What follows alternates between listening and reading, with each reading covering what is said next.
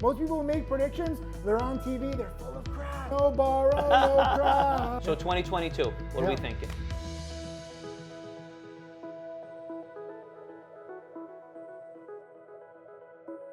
We're good? Always wait for the director to say we're good. Come on. See, I'm a rookie at this stuff. It's okay. It's a journey. All right. So, all right, good. With respect to the charity, you know, the transparency that you provide with the trades, obviously, from what I understand, all of that P&L you're donating to your charitable efforts. Yeah. Walk us through that. So for the past few years, I've donated 100% of my trading profits to charity. I want people to understand I'm not in this for my own trading profits, okay? It's my honor to donate now the past 2 years, $1 million each of the past 2 years, all to charity while I teach. My business is teaching.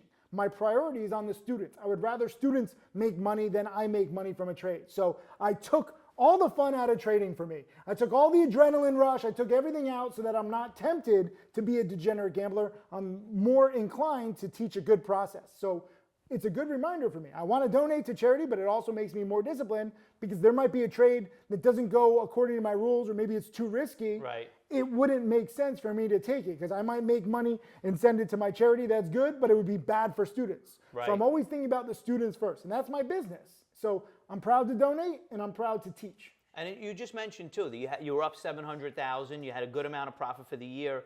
You're not going to take the same potential risks or shots when you're up that much for your own personal account, because you're trading for the charity. Maybe that's prevented you from maybe taking that extra trade because you already got 700 in the bank. That was year 2000, but the rules still apply now. Like, I mean, I count yearly because it's just easy to keep track. Right. So if I'm up $1 million, like, I'm very conservative. I'll still take trades, but I'm not trying to rush it. Right. Lately, OTCs haven't been as hot, so I've sized down. I'm still taking trades, but you can change position size. So for me, it's my honor to take this and show people. Like, a lot of people are like, why are you still trading OTCs? They're completely dead. I'm like, well, they're not completely dead. There's still opportunities, and it gives me an opportunity to show smaller account trading. Yeah. Like, there's an opportunity. It's not just about how much money you can make in trading. We have to really teach people the ins and the outs and how to modulate. That's very important because people can size up, they can size down. So many people have different lives, right? So it's not just about, is the market hot or not? What if, let's say the market's hot, but you're getting married and you got to pay for a wedding. Yeah. So you take some money out, pay for the wedding, and you size down. You can still trade. Oh, I remember Tim Sykes has these 50 video lessons on smaller account trading. That's still useful. Okay? This is not just like make millions, live so huge. Like, there's such a variety of people out there. And I didn't know this necessarily when I first got started teaching. Now, with roughly 30 millionaires, like, every one of them has a different story. I love visiting them and meeting them in person and seeing what they did right. I have some long traders, some short sellers. It's a mix. Right. And I'm sure they've taught you a lot too. I've become a better teacher because of my students. So I see what works best for them. I adapt my teaching, I adapt my trading. Again, this is part of the reason why I go long and not short, because even when I shorted and had a win, I was like, look at that pump drop. I just made 30%. Some people couldn't find shares to short. Some people, shorting, sometimes you have to risk a little pain to get the shares, and then it goes up, but how little pain are you willing to risk? What if it's a lot of pain? If you're too early, you might be right a week later, but you're risking like losing 50% of your money over 2 days. Yeah. So you got to think about that. So for me, it hasn't been in my own best interest to short. But if there's a trade that pops up, I want to be ready. Yeah. It's not like. And by the way, finding shares is not going to be an issue with TradeZero. That's for sure. All right. First of all, how great is this interview? It's really nice and refreshing to talk to somebody honest, somebody who actually wants to do business together. I have been looking for a broker to work with that actually cares about their customers. TradeZero is that broker. If you click the link below, we created a website called Sykeszero.com. Check it out. We have some cool goodies for you, and there's going to be more amazing things coming up in 2022. Click the link. Thank you, TradeZero. Thank you, everybody. Let's do this! Wow. You're shorting the biggest scams. Everybody wants to short them, but even now the scams are running. So for me, I just want to donate, and that way I can help the world, help animals, help communities in need, and then show people that my priority is on teaching. Awesome. Great. So 2022, what are we thinking? What's our outlook for 2022? So my outlook for 2022, take it one trade at a time. I don't know. I don't care what's going to happen. So many people want predictions. You do not have to make predictions to get rich. Most people who make predictions, they're on TV, they're full of crap, okay? If you look at their winning rates, like it's pretty ugly. They're winning 35, 40, 45%. You literally can flip a coin and do better than most people who make predictions for a living. So is the market going to crash? Yes, I think we're overextended. Do I expect to crash? Do I have a support zone? No, I don't know. Right. I don't care. When stocks go up, when any asset goes up too much, it usually comes down.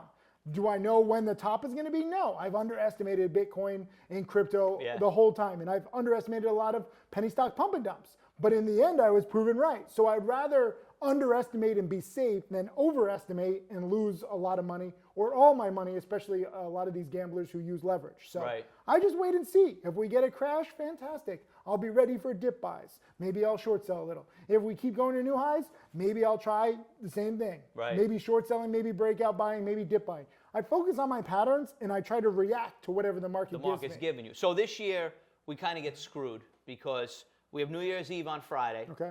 New Year's Day is Saturday. Yeah. Sunday. Yeah. We don't have any days off. Really? I didn't even know that. Yes. But it was kind of shocking to me too. So are you telling me that for you, it's Friday, and then it's Monday, and then it's Tuesday, and that's how you're approaching the trading? I'm glad you brought this up because this is the last story that I want to close this video on. I wrote a blog post about this, but there was an interview with Ray Allen. You know Ray Allen, great three-point shooter, NBA. Of course, yep. So he won the NBA championship twice in Miami. Fantastic. He did a great job. But the next day he's at his dentist's office. And this is a great story. It's a true story. And the dentist is like, Ray, what are you doing here? You just won the NBA championship. He's like, it's just another day. Right. And this is his mindset. Ray Allen is one of the greatest three-point shooters of all time because he just endlessly practiced. No different than Kobe, no different than LeBron. A lot of these sports stars, or Ronaldo or Messi, like so many of the biggest sports stars practice all the time. You just don't see it. Right. You're like, oh, how did they hit the big shot in the big game? That's amazing. Because they've done it thousands of times before. It's mechanical at this point. So for me, I didn't know what you were saying with the New Year's Eve and whatever. It doesn't matter. I can't even drink for crap these days. Like, I used to be a big drinker. Now I'm getting older. I can't drink. I'm just going to approach it one day at a time. If there's a trade, I'll trade it. Maybe not. Maybe I'll be flying. Sometimes I'm traveling. But I wait for my patterns and I try to partake as much as I can. If you have the right mindset that this is a journey, New Year's Eve doesn't matter, one day doesn't matter, 1 month, 1 year doesn't matter. It's all how can you be better prepared in the future. And I think having a TradeZero account helps you be better prepared, especially for next year with crypto and other projects coming up. You just want to be prepared. The worst thing that could happen is if there's a perfect play and no matter what asset class, you know the pattern, but you have the wrong broker and you can't execute it. Or you can't find borrows and it doesn't matter how prepared you are because you can't partake in the trade. So you want to be prepared. It's like going to a battlefield with like a weapon that has been untested. Right. What if you have the perfect shot and then the weapon doesn't work? Like, right? So for me, it's about having the right weapon, which is TradeZero, being prepared, having the right mindset, having the right lessons, and then combining all that. That still doesn't ensure success, but it increases my odds of success. And that's all you can do. You can't control the market, but you can control your preparation. So in summary, market outlook for 2022. Taking it one trade at a time. And being prepared. Study hard!